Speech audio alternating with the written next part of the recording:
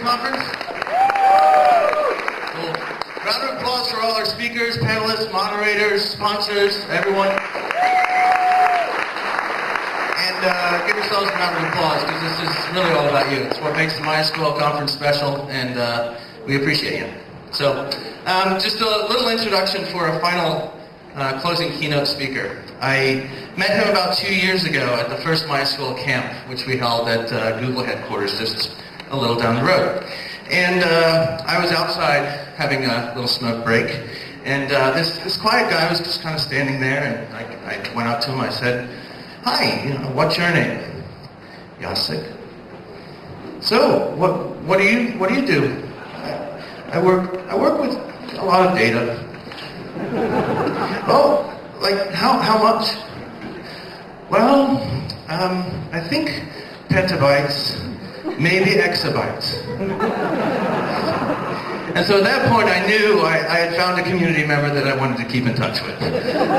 And so we've kind of gotten to know each other over the last year and a half, and his title really doesn't do him justice. His title is Information Systems Specialist, but I think as you'll see, that really doesn't do him justice. So please welcome to the stage, Jacek Bekla.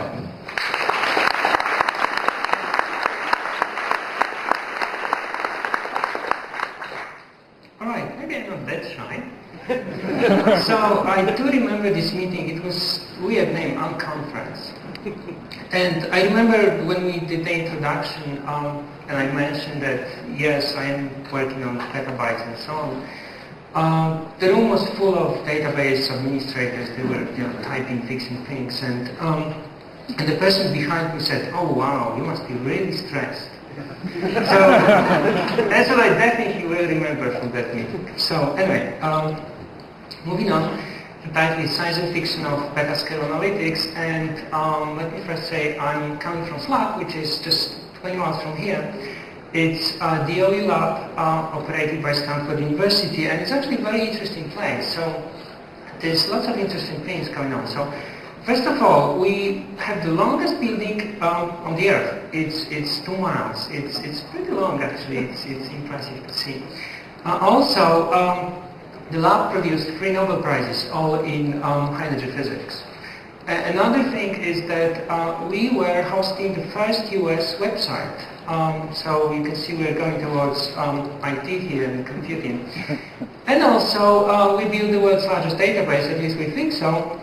And some places like CNN said it as well. So we had at some point over a petabyte database for high energy physics experiment called BABA.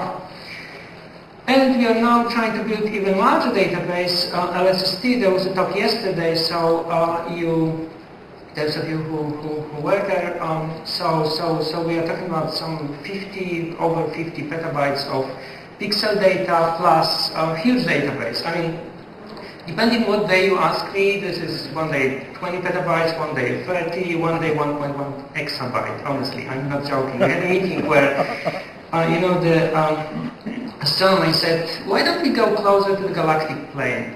And why don't we save all the measurements, all the sources, instead of just the high signal to noise?" And I immediately went through the numbers, and it turned out to be 1.1 exabyte. So they quickly realized that this will be a little bit too expensive. So they backed off, so we are still back to petabytes. So anyway, Slack is a multidisciplinary lab, so we have particle physics, we have photon science, it's more and more astrophysics. But also what I want you to remember is it's petascale data management. So we are about building huge databases. So actually, to be honest, I think we are slowly behind. Even though we are talking about petascale and petabytes, there are people who are already talking about exabytes. For example, 2 years ago, everybody in the world, the digital information produced was about 161, as you can see here and here, exabytes. So there's lots and lots of information that's around in a digital form. And there's lots of information that's processed every day. So for example, one of the big sites called Google is processing about 20 petabytes per day. So that's a lot of information.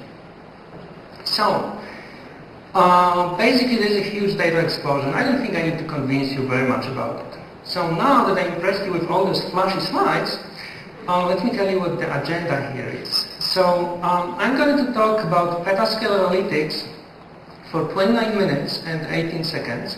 And then we go and have ice creams. So basically, I'll try to tell you what's the reality, how the world of petascale analytics looks like. So how it looks today, what tools people are using, and then what the future looks like, at least the way we see this. We are talking to not just the scientists, but many data-intensive industrial users. Many of them. Luckily for us, LSST is large enough and visible enough to draw attention of those communities. So we have the chance to talk to them and sort of see where they are going and what they are doing. But I will primarily focus on science because I think most of you know the industrial side, so I will try to explain the other side a little bit more. So, let me start by saying that data-intensive scientific communities are huge.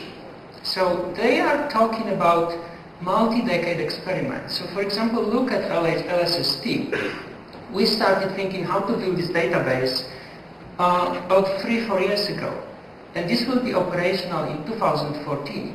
It will run for 10 years, and then after that, there will be lots of analysis. So we are talking about 20-25 years. LHC, the biggest high-energy physics experiment, which is starting data taking later this year, they started designing the system about 20 years ago. So this is the type of experiment we are talking about. They are huge. There are huge collaborations, multi-continent, 3 continents. For example, Babar experiment, I've been involved in the petabyte database. There was over 100 institutes involved in this experiment from 3 different continents. They have very distributed, very heterogeneous environments. There's a small site that wants to join 1 professor and 3 students, and they have some really strange configuration, and they want to be part of collaboration. They want to run our software, our database there, analyze the data. And there's lots of specialized software. You can't buy it, you really have to build it. So, for example, Babar again, they had over 6 million lines of complex C++ code just to analyze the data. So basically, shortly speaking, science loves open source. Honestly, they do. Just for those reasons. There are many others, but if you look at those 4 or 5 reasons, we need contingency, because who knows what will be around in 10, 20 years, so we really don't like black boxes. They want to recompile everything, they want to debug everything, go to the bottom of the problem. They want to customize, it really pays off at this scale. So there are many, many reasons. So the science was always drawn in data. The scientists always had lots of data. So this is the picture from early 90s where they were dealing with tapes. So they had tons of tapes. They are definitely drawing in data now. So for example, if you ask someone from NSF or DOE, they are fully aware that there's lots and lots of data there. But I think we should really ask scientists. So if you are around, ask the scientists and see what they will tell you. I actually asked one of theirs, and this is what he showed me. So this is what they think about LSST, how much data they will face very soon. So in practice, how much data we are talking about? So high energy physics is definitely leading. They have lots and lots of data, number 1. So Babar, which I already mentioned a couple of times, stopped data taking a few weeks ago. And they were generating, once in operation, few terabytes a second. So obviously not all of it is stored because there's way too much. So this was in the front-end electronics. So after filtering everything, we were down to few terabytes per day. But this is the level of size we are talking about. So they generated billions of collisions, 4 petabytes of data, and about petabyte database, true database. It happened to be object-oriented database, but still a database. So the next generation high energy physics experiments, LHC, which is coming online later this year, they will produce about half a petabyte per second. And again, this is front-end electronics, and they don't have money to save everything, so they filter out pretty much 99.9%, and they save only the most interesting pieces. And they will end up with trillions of collisions and about 15 petabytes per year. There are many other places where people deal with petabytes. For example, NASA in 2005 had several petabytes of images. So those are images, so this is not a real database. They will have some metadata on top, but still, petabytes of data. Photon science is another one that's coming. So we have an experiment at SLAC called large coherent, linear coherent lasers. So this is basically X-ray laser, and they are talking about generating movies of basically how the molecules interact with each other. So they will generate images, few megabyte images, 120 times per second. And there's lots of metadata around it. So again, few petabytes per year starting this year or later, next year, depending on which project we are looking at. Genomics is another place with lots and lots of data. So you know how complex DNA sequences are. And they recently approached us and they want to collaborate because they are trying to put together a database of all those DNA sequences they have, the open database. And that will definitely generate petabytes. I don't know exactly how much I asked them. And they said, we have a meeting in May, come over, let's discuss it, and we will see and plan for it. But definitely petabytes. And then there are those guys, there's astronomy. So there are several running experiments. Long Digital Sky Survey is the largest one, and they are only in the range of 20 terabytes or so, even smaller. The next one is PanSTARRS, which is coming online later this year, and they are talking about 80 tera at the beginning and then 300 tera 2009 or 10. And the LSST is the big one that's coming, and it starts in 2014, and I already mentioned, depending how you count, 20 petabytes. Sometimes we say 100 petabytes because we are trying to nicely integrate the pixel data with database so that it looks like the one coherent system. So then it really will approach 100 petabytes. So if we put it all on one diagram, this is roughly how it looks like if we assume 15 peta per year for LHC and then the numbers we have for LHC. So how does it compare to industry? So there are several places that have a few petabytes, and it's between 1 and 10, roughly speaking. So nobody from that group has more than 10, definitely more than 1. So it's roughly the same order of magnitude than the Babar and then probably the LHC ones they start. And there's the second group, and this is, notice the color, this is gray, and there's a question mark, and so on. So those guys are not talking. So you heard it, right? We can't tell, and so on. But based on discussions and the numbers we hear, they are in that range. They are in the range of 100 petabytes. And if they are processing 20 petabytes per day, could they have less? So they have lots of data, so they are basically leading, and I'll tell later how they are approaching analyzing this data. So how does the scientist analyze the data? So I think the number one difference comparing to industry is that the computations are extremely complex. Often they look at hundreds of attributes. This is HEP. In astronomy it's a little bit better, we're talking about 30, maybe 50, in a single query. And obviously you don't just run one query and get a Nobel Prize. You have to work a little bit harder. So this is basically iterative process. So they run the query over and over, slightly change the parameters, and then look from different angles. So this is basically how they approach it. All the time they're looking at lots of attributes, and the more they refine their data set, the more attributes they tend to look for. And those are all, not all, but lots of them are ad hoc queries. So those are basically curiosity-driven questions that were never asked before. What if? So we actually try to understand the access patterns because that would help us a lot, but it's very hard.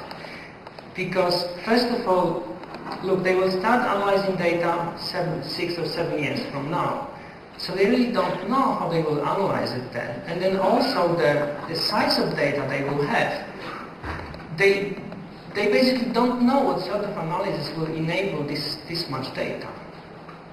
So it's really hard to predict access patterns. And then there are 3 major query types that we see. So number 1 is needle in a haystack. There are lots of correlations and there are lots of time series, and I'll go into a little bit more details in a second. So HEP is trying to hunt for Higgs bosons. This is this mysterious particle, God's particle. So basically, they deal with events. Event corresponds to a collision. And they collide 2 particles, and then as a result they have an event, which is a very complex structure. And what's important is that this structure is composed of hundreds of individual small objects, and the net of those objects is different for every event. So this makes it very complicated, basically very difficult to map into relational model, for example. So they have all those 3 structures with many relations. The good thing is that events are independent.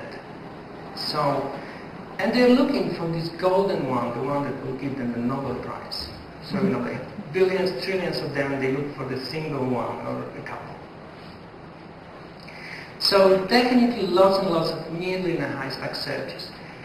There is a little bit of spatial correlations and time series, but those are within an event. So basically, event is a set of different tracks, how the particle moved through the detector. So this is basically the spatial and time correlations. Astronomy is trying to untangle the universe. So basically, understand how the stars are moving and understand how they interact with each other, and dark energy, dark matter, how it's, how the universe is built. So the problem here is that all those astronomical objects they deal with, the stars, the galaxies, supernovas, and so on, asteroids, they are all overlapping. They are moving with different speed, different direction, in different directions. They are, coming and going, disappearing. Sometimes it's cloudy, sometimes it's perfect scene. So there's lots of different conditions and variations. And they are highly correlated. So there's definitely needle in a haystack. So you can see this picture, there's lots and lots of stars, and maybe you're looking for one specific type of star somewhere here that's behind another star which happens to be bigger and on top of it. There are spatial correlations, so this particular example is called weak lensing. So basically there's a dark matter somewhere, it distorts the light, and by how the light is distorted they try to understand basically how the structure of dark matter, for example. And then there are time series, so basically the objects changes over time. And LST in particular will be able to record the movies because it will rescan the whole sky roughly twice a week. So we will have about 1,000 measurements over 10 years of every star, every galaxy, almost every. So we can basically play a movie. So that's one of the interesting features of LST, in addition to all the spatial correlations. And then similarly, biology has all of those types of queries. So they have needle in a haystack where they basically look at one specific DNA sequence. They have correlations, not necessarily spatial correlations, but how different DNAs interact with each other. And then time series, so basically they try to understand the processes, the biological processes over time. And that's not enough. I mean, when we talk to the scientists, they really have this vision that they should be able to seamlessly integrate, work with the data independently. They don't want to think this is in database, this is pixel in file. They basically want to say, I want this type of star, this is the set of cuts. So apply those cuts, find those stars, and then for each of those stars execute this little algorithm I developed on pixels. And just give me the results. So this is the dream, one of the dreams. Another one is they want to annotate data. So basically they find something interesting, they want to put some comments next to it, and they want their friends to be able to find those comments. So during the query they want to be able to look at the annotations and basically make decisions based on it. They are talking about ubiquitous scientific data analytics. So basically instead of the way how it used to work was basically there was elite scientists, there was a group of scientists that had access to the computing center. Now they want to provide access to everybody. They want to open the data, open source data. They want to analyze it on cell phones. They want every student to look at the data, annotate it if they see something interesting. So basically they are trying to be more and more open. In comparison, industry, most of the queries in industry, at least at the moment, are tool-driven. In science, this is all hand-coded. In industry, it's mostly tool-generated. And industries tends to have lots of summaries and aggregates. This is not what the scientists are doing.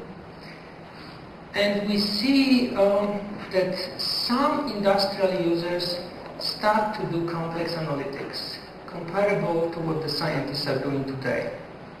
So some examples of that is detecting fraudulent activities, which takes lots of time and lots of complex analytics to understand. Another one is understanding hacker patterns. And the third one, the most popular one, is correlating user behavior with ads. So basically how users click. So basically, in addition to those three, they are also starting to realize the huge potentials in all those log files they generate and usually discard. So if they put all of those log files and query them, analyze them, there's tons of useful information for them. But there's no technology for it. It's just too expensive. So basically they have all three of those, especially some of the complex ones that are now starting to appear. So for example, needle and high stack detecting fraudulent activity, and then correlations. This would be, for example, correlating ads and time series as well. So basically, the message is maybe industry definitely have big data sets, sometimes larger than scientists, but the analytics are still a little bit simpler. But they are getting there, so they are catching up. That's what we see. So how does the scientist analyze those data sets?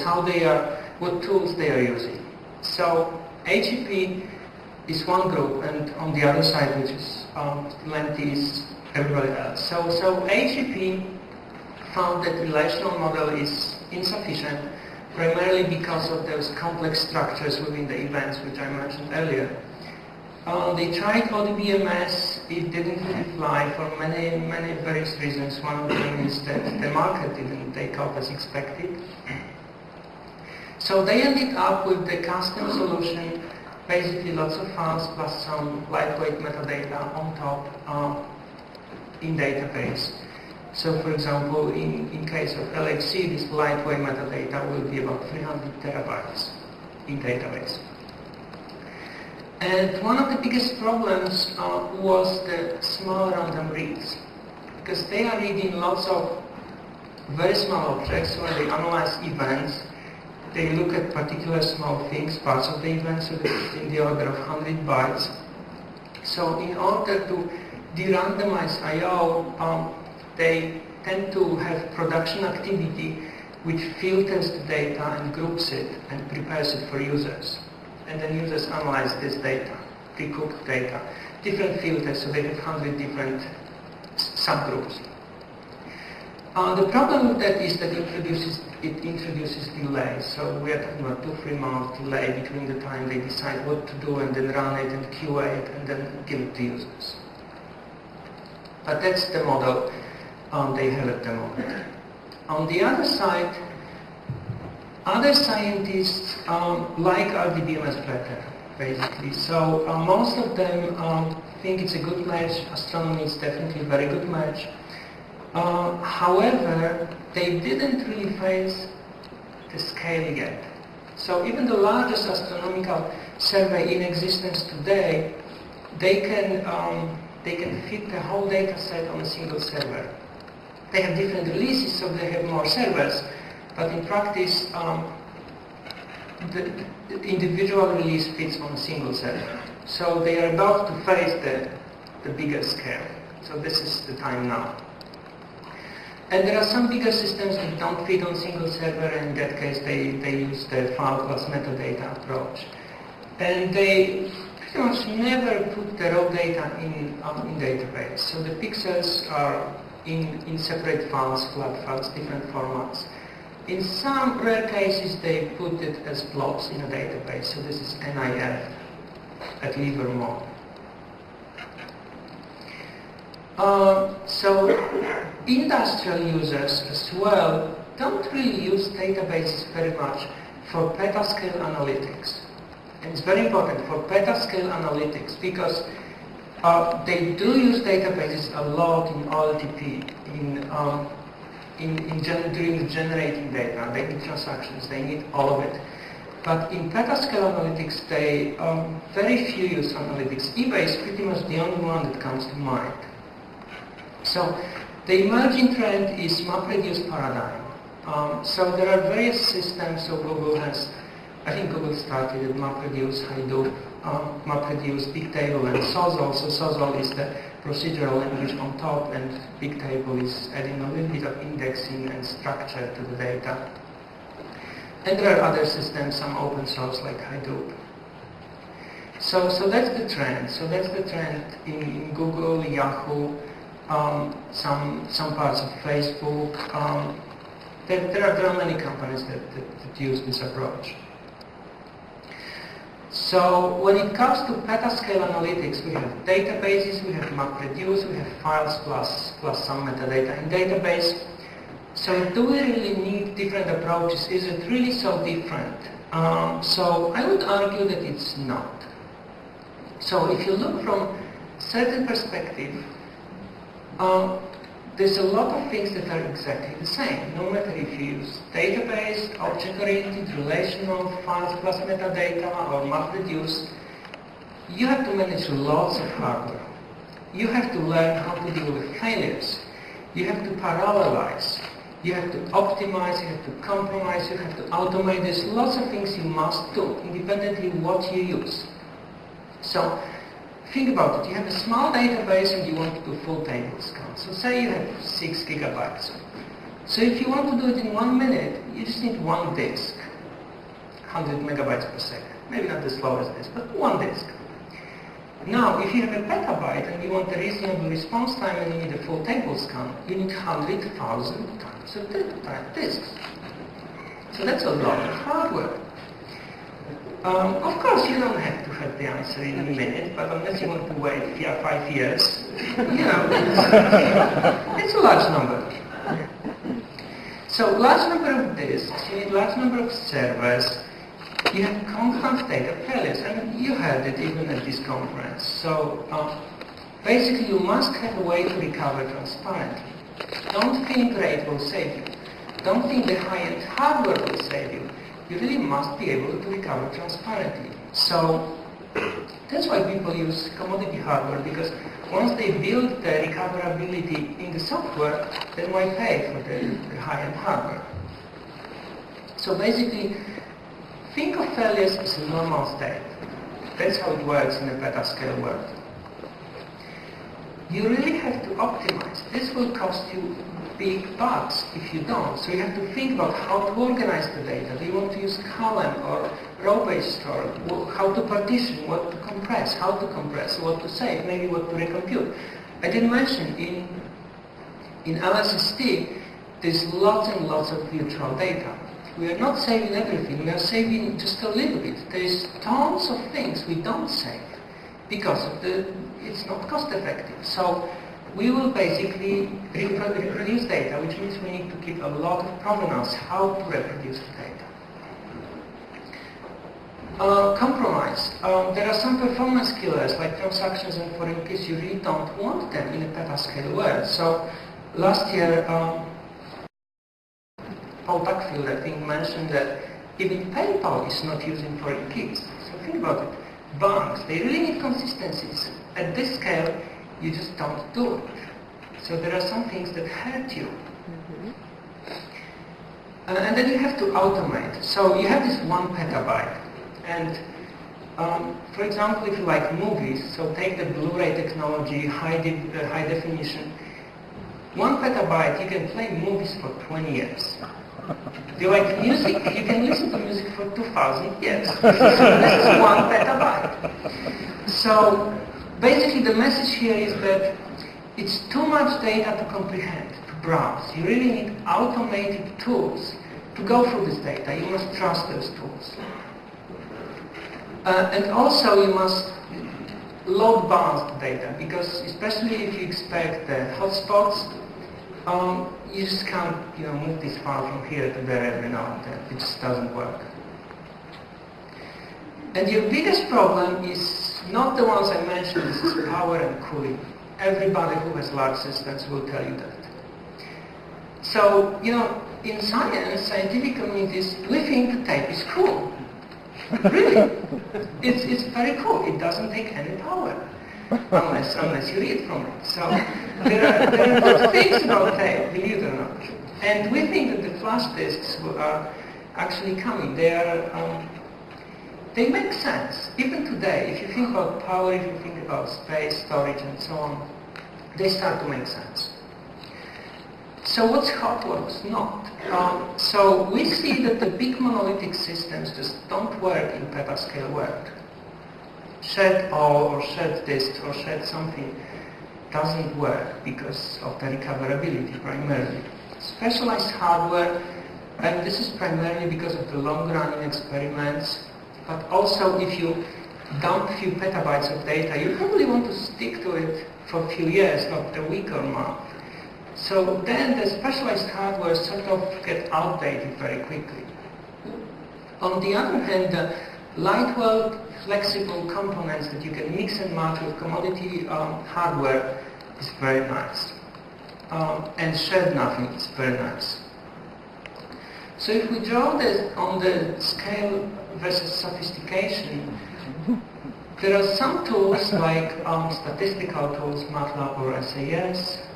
There are databases. I didn't want to put specific names because I wouldn't get it right anyway. Things are moving, changing. Tell us where we are. and this MapReduce. So basically, databases are somewhere in the middle there. They scale. They are fairly sophisticated. MapReduce scales better, let's face it, but they are fairly unsophisticated. So what problems they have? So they have big overheads. So you really don't want to run one tiny query from MapReduce. That just doesn't work. It takes minutes, it takes lots of hardware, you just don't do this. So they use resources inefficiently. And there are some papers coming, I know, from quite reasonable people that will try to convince you that, MapReduce is using 10 times more resources than what database or some other parallel software would do. And they have schema inside code, which is sort of ugly if you think about maintainability in the long term. So what about databases?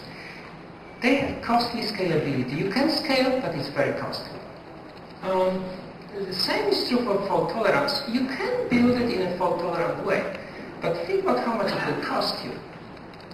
And then they have inflexible schema. So this is one thing that we see in petascale world. So basically, Once you define the schema, you dump petabyte of data, you're sort of stuck with it. You don't want to do outer table at so basically, it would be nice to make it a little bit more flexible. So what's next? And pay attention to this slide because my 5-year-old son thinks that this is the best slide I have. So MapReduce is starting to add schema, build SQL on top. This is called Hive. So it's a project at Facebook. They're planning to add more indexes. Basically, they're building database on top of MapReduce. Now, databases, they are becoming more scalable. There are new engines. We heard about some even at this conference. There are some brand new DBMSs. We are talking to a couple in stealth mode, so I won't even mention those names. But, there is some work going on. And there are planning to scale. So what we really want to do, we want to have something in between. So we want scalability of MapReduce, we want flexibility and sophistication of the database. So, from the scientific point of view, this is the ideal database. This is what we would like to have, a set of features. So remember again, this is where we want to be this green star. So the first three are must-have. So scalability, and if you ask today, it's 100 petabytes. Next year it will be exabytes. You really must parallelize queries. I mean, some databases do it a little bit, but it really must be more and more popular across the databases, I think. So basically, there's no way you can finish a query that scans a petabyte. You really must run it in parallel. And fault tolerance, because things are failing all the time. So I don't want to restart the query each time something fails, because it will never finish. And there are other nice things that we could use in database. For example, I'll mention shared scans. And I think I convinced many people at MySQL at this conference that this is a cool idea. Actually, some databases already implemented like Teradata. So the idea is that imagine you have a query that goes through data and does a full table scan. It's somewhere in the middle, and I start another query. So it will basically connect to the previous query and start from the place where it was. And they will go all together sequentially through the data. And the second query will basically know where it started, and it will come back and finish, maybe with another query. So basically we combine multiple queries and do a single scan through the data continuously. So that's a nice idea that you have a predictable time how long it will take. Partial results is another nice thing that would be nice to have. If the query takes a long time and you made a mistake, it would be nice to know early rather than wait until it finishes next day and find out, oh, I just made a mistake. And there are other things, but I won't go into details because I have the red light already. So basically, now I will wear my LSST hat for a little bit. So this is the timeline for LSST. So next year, we've been asked to make a decision what technology we will use. Is it relational? Is it MapReduce? Is it a mixture? Is it fast plus something? So this is the decision. And of course, we will have a wrapper in between. So this, projects switch technologies in production. So nothing is really casted in stone, but it would be nice to be close to the final one. So we don't want to get it completely wrong. And then we start construction in 2010. We build it for 4 years and we go into production 2014. So that's our time scale. So our approach is we are basically trying to convince the whole database camp, look guys, just build it for us, because there are others that are coming and they would really like to use it as well. So there are the huge ones that already use MapReduce, but there are others that are growing, appearing, and they have to build something. So they usually do custom software. Why not use something that's, that already exists? So that's why I'm here, basically, build it, guys. So the second one is we are lucky to have Google on board, so they are collaborating with LSST, and we have access to some resources. So we are trying basically how the MapReduce plus Bigtable would work for LST plus some lightweight database. And the third one is we are prototyping with off-the-shelf database, which happened to be MySQL, because we like you guys. And so there was a talk yesterday, so we went into many more details how this will look like. So basically we are trying to put a layer on top of MySQL to scale it and parallelize and provide fault tolerance. So basically that's it. So remember, the avalanche is coming, you won't escape it, so get your bed ready. So you are facing it too. So that's my talk, thank you, and I guess it's